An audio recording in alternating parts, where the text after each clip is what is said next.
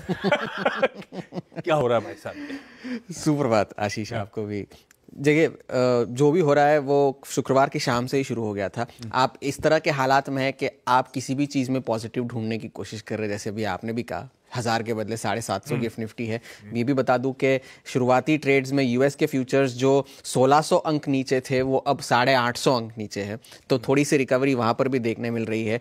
मगर जो हुआ, जो एशिया के बाजार भी इस वक्त काफ़ी गिरावट के साथ कामकाज कर रहे हैं। निकाय जो है जापान का 18 महीने के सबसे निचले स्तरों पर है। दोनों वहां के बाजार 6.5% नीचे है। एक वक्त तो फ्यूचर्स में ट्रेडिंग रोक दी गई थी क्योंकि सर्किट लग गया था नीचे का जापान के बाजारों में। इस समय भी 6.5% का दबाव, 6.5% नीचे है। ऑस्ट्रेलिया के बाजार जो है वो 18 महीने के निचले स्तरों पर है। चीन के बाजार अभी खुलेंगे कुछ ही देर में, जो हॉलिडे के बाद शुक्रवार को वहां पर छुट्टी थी और आज वो खुलेंगे जी। और फिच के डाउनग्रेड पर भी रिएक्ट करना है और जो हुआ है उस पर भी उन्हें रिएक्ट करना है। तो शुक्रवार को बाजार मूड इसलिए बिगड़ा क्योंकि चीन ने जो है बाजार खुलने से पहले ही 34% के रिटेलिएटरी टैरिफ्स यूएस पर लगा दिए हैं, जो कि 10 अप्रैल से लागू होंगे। तो इस वजह से जो है, जो एक वक्त पर डाउ फ्यूचर्स 300 अंक नीचे थे वो आधे घंटे में देखते ही देखते 1500 अंक गिर गए। और फिर बाजार में क्या हुआ ये तो हम सब ने देखा। और कड़े कदम जो चीन ने उठाए हैं तो ये 34% की टैरिफ के अलावा वो ये है कि 7 रेयर अर्थ्स के निर्यात पर उन्होंने रोक लगा दी है। वो वहां के मेडिकल डिवाइसेस वगैरह वगैरह पे काफी काम आते हैं यूएस में, तो उसके निर्यात पर रोक लगाई है। सीटी एक्सरे ट्यूब्स जो कि यूएस और भारत दोनों से चीन में आते हैं, उन पर एंटी डंपिंग की प्रोब जांच की शुरुआत की गई है। पोल्ट्री प्रोडक्ट्स जो 2 यूएस की कंपनी से खरीदे जाते हैं उन पर रोक लगा दी गई है। 11 डिफेंस कंपनीज को, यूएस की डिफेंस कंपनीज को गैर भरोसेमंद यानी कि नॉन रिलायबल एंटिटीज की लिस्ट में शामिल किया गया है। 16 यूएस कंपनीज पर निर्यात के कंट्रोल लगा दिए गए हैं, एक्सपोर्ट कंट्रोल्स।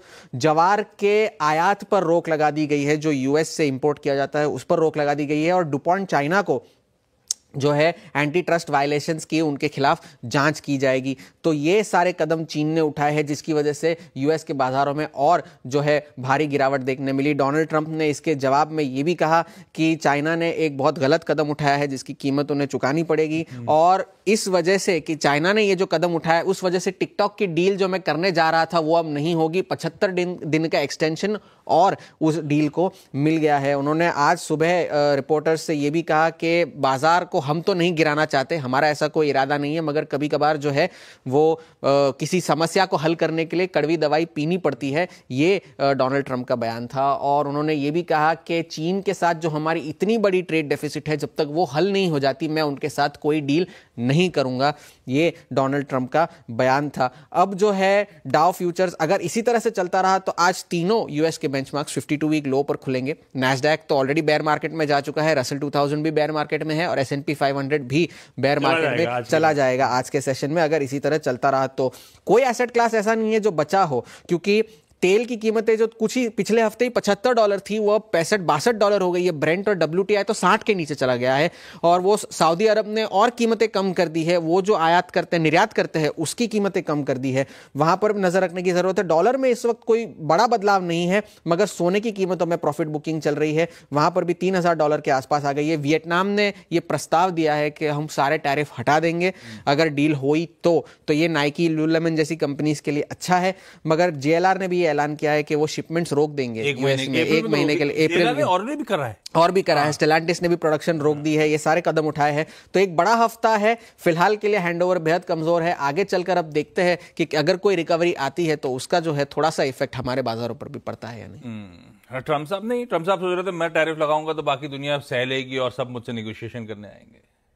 चाइना आड़ी में सरप्राइज कर दिया। फ्राइडे को फ्यूचर्स बता रहे थे चलो पेन थर्सडे का था, संभल जाएगा मामला। वो चाइना के रिटेलिएटरी एक्शन ने, वो 34% टैरिफ के अनाउंसमेंट ने सारा खेल बिगाड़ दिया। Tariff war, trade war, global slowdown, US में मंदी, सब सामने दिखने लगा। और इसीलिए इस तरह के यूएस मार्केट्स का रिएक्शन है और सबको खामियाजा भुगतना है। चाइना ने अनाउंस करा था फ्राइडे मार्केट खुलने से पहले यूएस के। ट्रंप साहब ने ट्रुथ सोशल पर लिखा, China played it wrong, they panicked, the one thing they can not afford to do. Trump साहब भी बौखलाए हुए हैं, कुछ समझ में नहीं आ रहा भाई को। भाई ने सारा इक्विलिब्रियम जो है ना सब गड़बड़ा दिया दुनिया का। वीरू के पास चला जाए, ऐसे में अप्रोच